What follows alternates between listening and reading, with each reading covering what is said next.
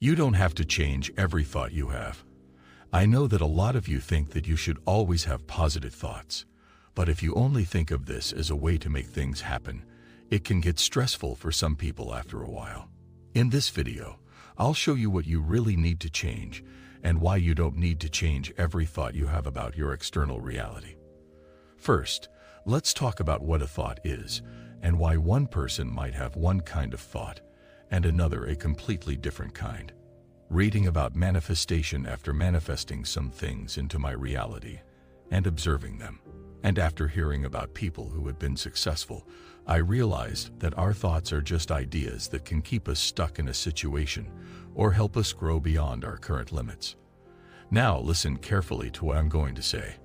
I've learned that everything we think is based on who we are. The thoughts we call thoughts come from what we identify with. Thoughts are just what goes on in our minds. They are the result of our intellect or logical mind. What we believe to be true about ourselves always shapes what we feel. Our sense of who we are affects where we go in life, what kinds of thoughts and feelings we have, how we act, and what we do in life. To show this even more, let's say there is a car called the Summa.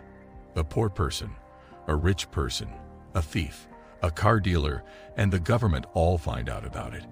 Now the car is worth $1 million. Think about how a poor person would see this car. What will he do about it?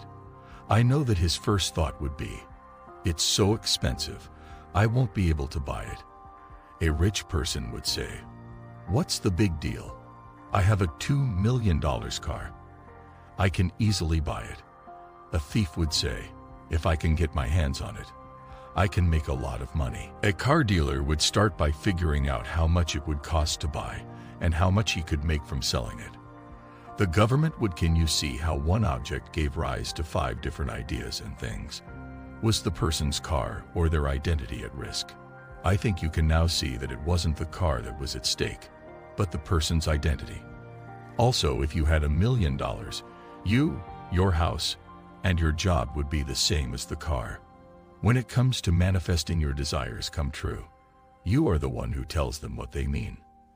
And these meanings come out naturally as a result of what you have identified yourself with. For example, a car dealer doesn't need to change every thought he has about cars. Instead, he needs to change his identity in order to have different kinds of thoughts. Just like you don't need to change every thought you have. You just need to change your identity and call yourself what you want to be. 10 years ago, I was a different kind of person because of what I identified with. However, after 5 years, everything changed because I changed what I identified with. Because of my name, I am not at all the same person I used to be. I'm sure you're wondering how you can change your identity. There are many ways to do this, but one of the easiest is to just stop thinking about it during the day. That is, moving your attention from your thoughts to the present. You can do this by focusing on your breath, an object in your reality, a sound, or your surroundings.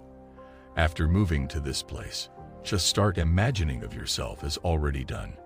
You can say these statements over and over, and as you do, you will start to feel different. This change in how you feel will change who you are, and as it changes, you'll become a completely different person, and this will manifest up in your reality. Just do this whenever you want during the day. Your emotional state is important. It is important to think about how you feel. Neville Goddard said that you must know what it's like to have a wish come true. If you change how you see yourself, you will change the world around you right away.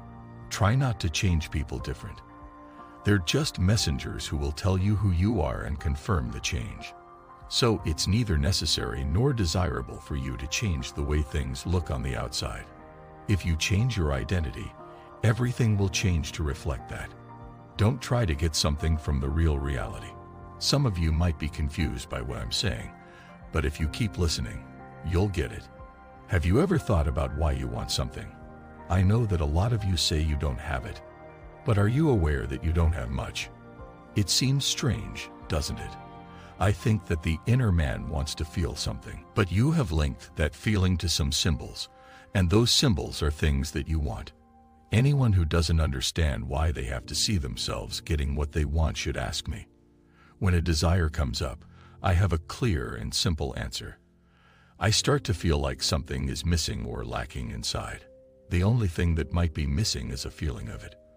When what you want to feel on the outside is what you feel on the inside. People, though, start to look for their desires outside of themselves. They try and try, which is not a bad thing, but it is not manifestation. Manifestation says that what you have on the inside shows on the outside. If you are trying to get something, it means you don't already have it.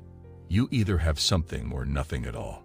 Neville Goddard always said that you must stay in a state of want fulfillment. Wishes fulfilled just means that you feel like you have what you wanted, and when your doubts and objections go away, you can see that you have that thing. When that happens, you won't be surprised because you know it's true on the inside. But when it happens for the first time, you might be surprised because you didn't see the connection between the outside and the inside before. The outside world is just your past assumptions playing out, which means you can't learn anything from it. You can't get anything from the outside reality unless you change yourself first. That's why I said you didn't need to try to get anything from the outside reality. You can't learn anything from the outside world that you haven't already learned from what's happened in this world. Every invention was first thought of by someone, and then it became a reality. Also, trying just shows that you don't have it. Whenever you can't get to it, the outside reality doesn't show this, so the game is easy to understand. Just give yourself what you want inside in your imagination, and as a result, it will manifest up in the outside world. You might try something in your inner world that you haven't tried yet because you're too busy with the outside world.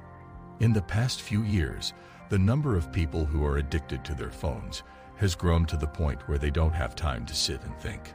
Also, the amount of digital information we use has grown to the point where we think it's useful to watch or read something, and it seems like a waste of time to spend time by yourself. But making ourselves the most important thing and using a smartphone all the time is a waste of time.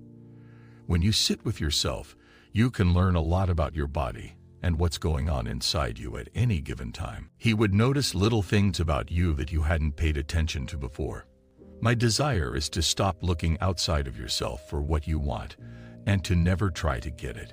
Instead, look inside and have an experience right now instead of waiting for the future. Don't wait for other things to happen. Instead, go to the end and experience it right now. Your questions about when and how it will happen will go away when you experience them in the present moment, because you will have fed and experienced the inner man.